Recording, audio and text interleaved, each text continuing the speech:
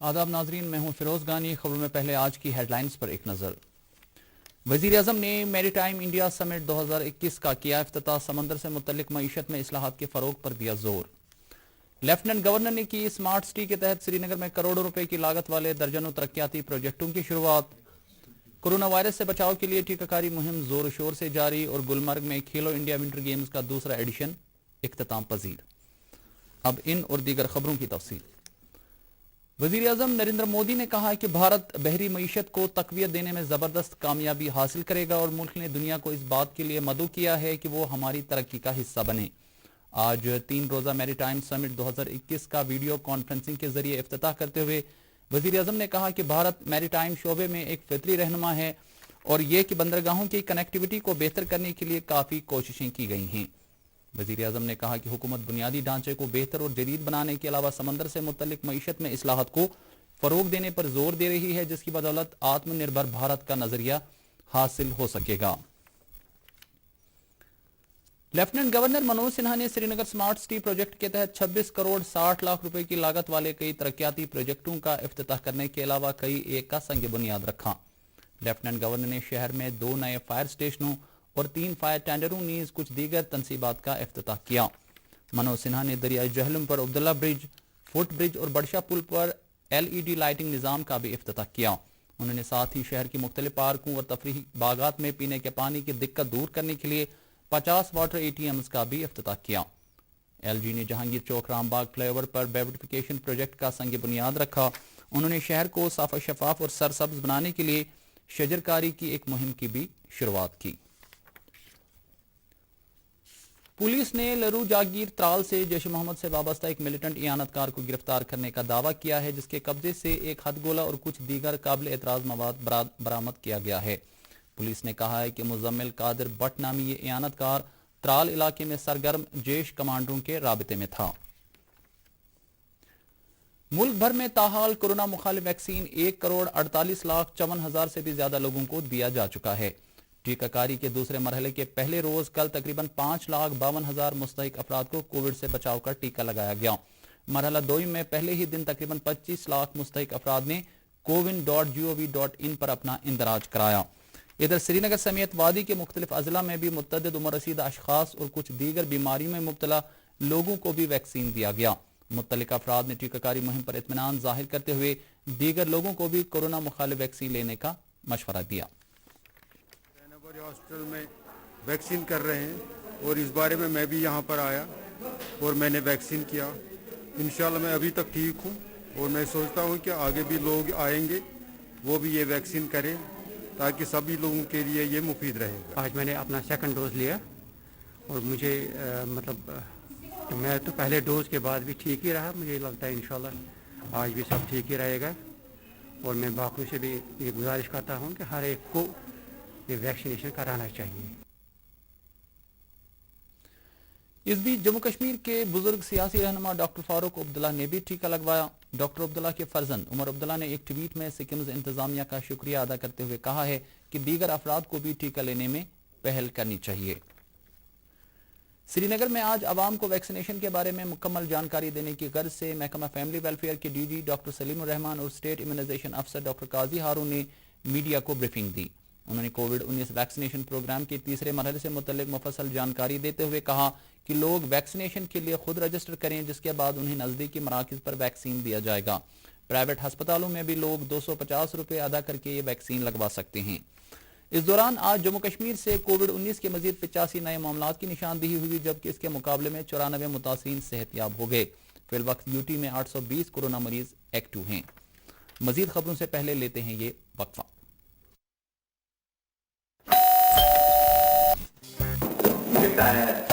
ارے واہ، لیجنڈ کی بیٹ، اس سے میں کھیلوں گا۔ فیوچر بیٹنگ لیجنڈ میں، اس میں جس کا نام لکھا ہے بیٹ اسی کو ملے گی۔ ارے یار دیکھا، اگر اس پہ میرا نام نہیں لکھا ہوتا تو کتنی دقت ہو جاتی۔ اس لیے RBI کہتا ہے بینک اکاؤنٹ ہو یا بینک لاکر، اس میں نامنی کا نام ضرور درج کرے تاکہ آپ کی جمع پونجی اسی کو ملے جسے آپ نے نامزد کیا۔ RBI کہتا ہے جانکار بنیے، چوکنے رہیے۔ اگلے سال یعنی 2022 میں بھارت کی آزادی کے 75 سال مکمل ہونے کی مناسبت سے مرکزی سرکار نے 75 ہفتے پہلے ہی آزادی کا امرت نام کا ایک میلہ شروع کرنے کا اعلان کیا ہے جو 12 مارچ سے 5 اپریل تک جاری رہے گا۔ اس میلے کا مقصد 1947 کے بعد سے اب تک کی حصولیابیوں کی نمائش کرنا ہے۔ اس سلسلے میں مرکزی داخلہ سیکرٹری اجے کمار بھلا نے آج سبھی ریاستوں اور یوٹیز کے چیف سیکرٹریوں کے ساتھ ایک اعلیٰ سطح کی میٹنگ منعقد کی۔ میٹنگ میں جموں کشمیر کے chief secretary B V R Subrahmanyam, داخلہ secretary Shaleen Kabra, secretary culture Sarmad Hafeez اور کلچرل اکیڈمی کی سیکرٹری کرتکا جوتسنا نے بھی حصہ لیا۔ Jammu Kashmir Khadi and village industries board کی نائب چیئرپرسن ڈاکٹر ہنا شفیع بٹ نے سرکار کی طرف سے KVIB کے تحت چلائے جانے والے مختلف روزگار پروگراموں پر عمل آوری کی پیش رفت کا آج جائزہ لیا۔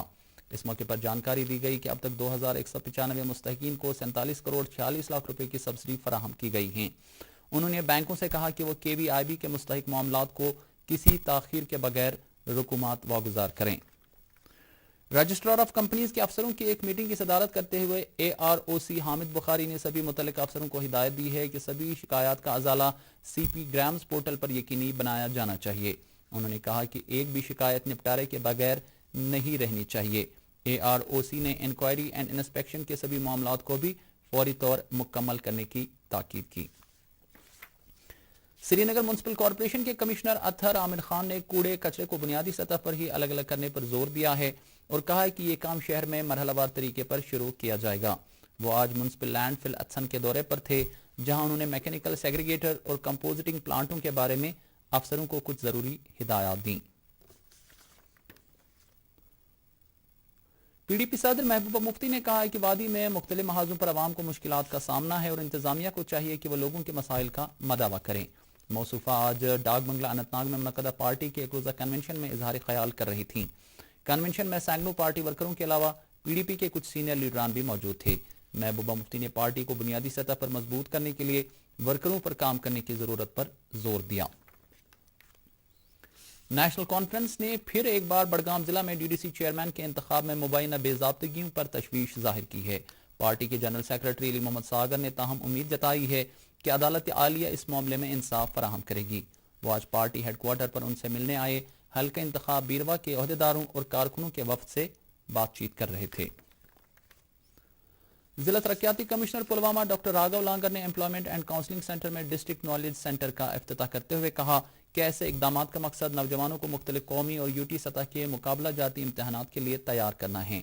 بعد میں انہوں نے دیگر افسران کے ہمراہ نوجوان مصنف شیخ محروق کی ایک کتاب اجرا کی۔ ضلع ترقیاتی کمشنر بانڈی پورہ ڈاکٹر اویس احمد نے آج ضلع کی ان 2 طالبات کی عزت افزائی کی جنہوں نے حالیہ 10ویں جماعت کے امتحانات میں امتیازی پوزیشن حاصل کی ہے۔ طالبات کو مبارکباد پیش کرتے ہوئے انہوں نے ان کے والدین اور اساتذہ کو بھی ان کی شاندار کارکردگی کر ان کی ستائش کی۔ واضح رہے کہ جن طالبات کو انعامات سے نوازا گیا ان کے نام ابینا نثار اور مہرو ایوب ہیں۔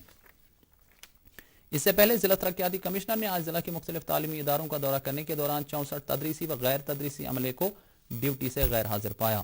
ضلع کے چیف ایجوکیشن افسر نے ضلع ترقیاتی کمشنر کی ہدایت پر ان ملازمین کی تنخواہ بند رکھنے کی ہدایت دی اور ساتھ ہی انہیں اپنی ڈیوٹیوں پر حاضر رہنے کے لیے بھی کہا گیا۔ بصورت دیگر ان کے خلاف ضابطے کے تحت کارروائی کی جائے گی۔ یونیورسٹی گرانٹس کمیشن UGC کے چیئرمین پروفیسر DP سنگھ نے وتلار گاندربل میں وتلار ٹاؤن شپ اکیڈمک بلاک کا سنگ بنیاد رکھا۔ ان کے ہمراہ سینٹرل یونیورسٹی کشمیر کے vice chancellor professor Maharaj Uddin Mir اور registrar professor M Afzal Zargar کے علاوہ دیگر سینئر افسر بھی تھے۔ تقریب پر کشمیر یونیورسٹی کے vice chancellor professor Talat Ahmad اور رجسٹرار ڈاکٹر نثار احمد بھی موجود تھے۔